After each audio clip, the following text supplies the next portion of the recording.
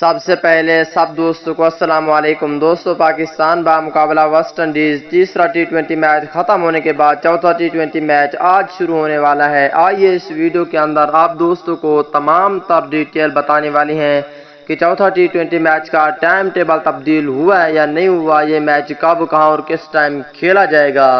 آئیے اس ویڈیو کے اندر تمام تر ڈیٹیل بتانے والی ہیں۔ چوتھے میچ میں بارش کے امکانات ہیں یا نہیں، تمام تر ڈیٹیل۔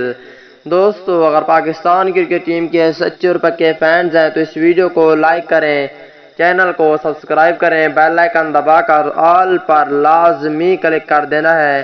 تو دوستو، بڑھتے ہیں ویڈیو کی جانب اور آپ دوستوں کو بتاتے ہیں اس حوالے سے مکمل تفصیل۔